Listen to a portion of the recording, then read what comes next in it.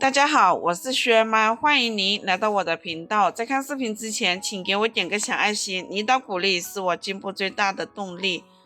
2月忽冷忽热的天气，病毒也是生生不息，随时都要面对流感病毒肆虐的挑战。非常明显的表现就是喉咙不爽利，有异物似的，要么吐痰不干净，要么吐不出来，黏黏糊糊的。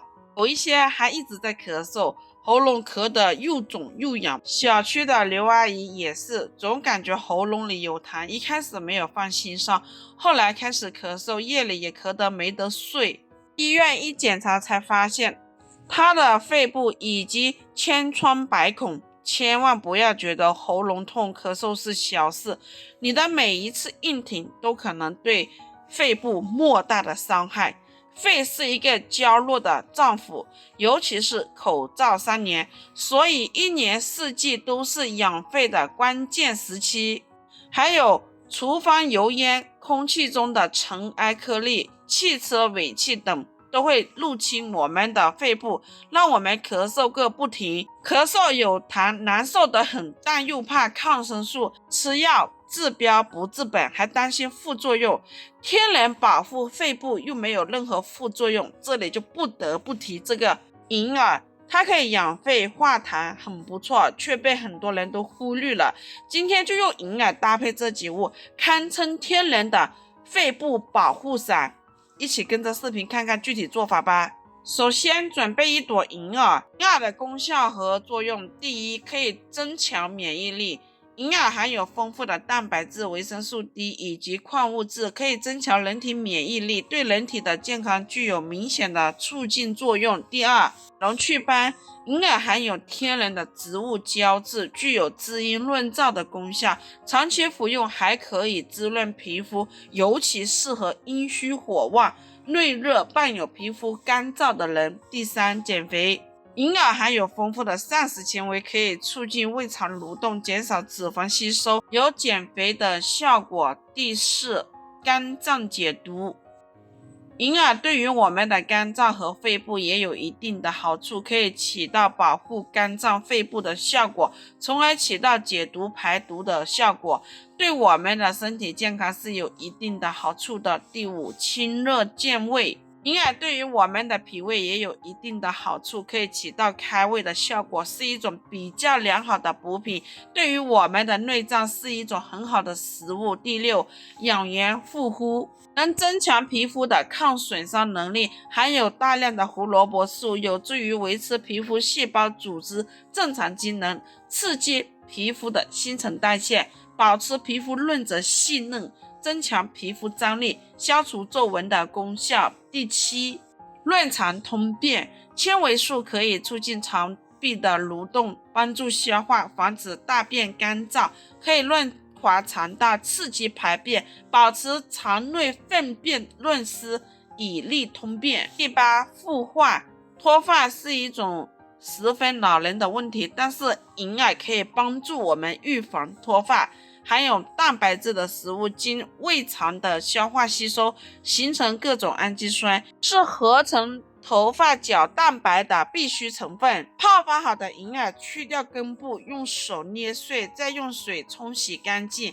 洗干净的银耳放入一旁备用。接下来准备几个红枣。红枣又称大枣，是中医药食两用的重要食材，自古以来就被称为天然维生素丸。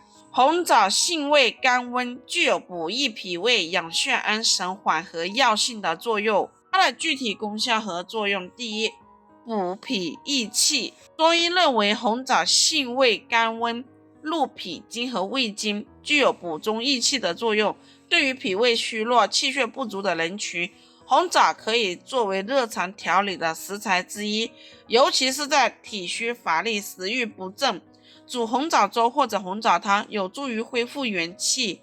第二，养血安神。红枣可以补血养血，对改善面色苍白、手脚冰凉、失眠多梦有一定的帮助。中医认为心主血，而红枣有补心血的作用，适合心血不足导致的失眠、心悸人群。此外，搭配桂圆、枸杞，它的效果会更佳。第三，缓解药性。红枣常用于中药的配伍中，以缓和药性。中医强调药食同源，红枣可以缓解一些苦寒药材的刺激性，保护脾胃。第四，增强免疫力。现代研究表明，红枣富含维生素 C、矿物质和多种抗氧化物质，有助于提高机体免疫力。红枣洗干净，去掉这个红枣核，把红枣肉剪下来，处理好的红枣肉放入一旁备用。接下来准备10克左右的莲子。莲子作为一种很常见的中药材和食材，自古以来备受人们的喜爱。它不仅营养丰富，还具有多种药用价值。它的具体功效，第一，可以滋补强壮。莲子富含蛋白质、碳水化合物、脂肪、钙、磷、铁等多种营养成分，具有很好的滋补效果，可以增强人体免疫力，提高抗病能力。第二，养心安神。莲子有很好的镇静作用，可以养心安神，对于因神经衰弱、失眠、多梦引起的睡眠问题有很好的改善作用。第三，益肾固精。莲子可以益肾固精，对于肾虚引起的腰膝衰弱、遗精、早泄等症状有一定的治疗效果。第四，健脾胃。莲子中的多种维生素和矿物质能够促进人体新陈代谢、健脾胃，增强消化功能。第五，清热降火。莲子可以清热降火，特别是对于心火旺盛的人来说，吃一点莲子可以有效的降心火、清心安神。另外，对于因为上火引起的口舌生疮也有很好的调理作用。银耳放入水里洗干净，控水捞出，放入一旁备用。接下来再准备10克茯苓。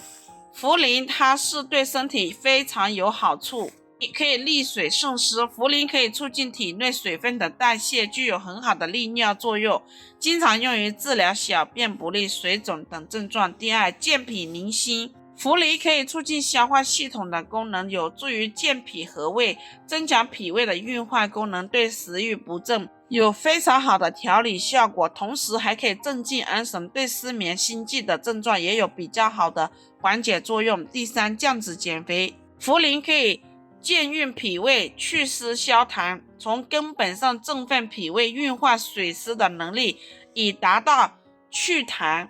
所以肥胖的人经常用茯苓泡水喝，可以降脂减肥。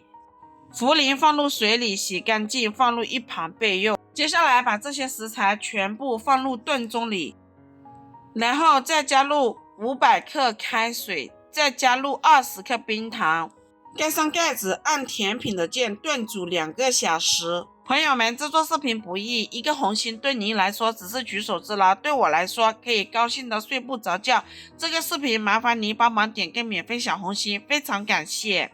时间到了之后，把这个煮好的雪耳汤盛入碗里，稍微晾凉的时候就可以直接食用。好了，朋友们，今天的视频就分享到这里。如果觉得我分享的视频对你有帮助的，欢迎您的订阅、点赞、收藏、转发，也非常感谢您的耐心观看。我们下个视频见。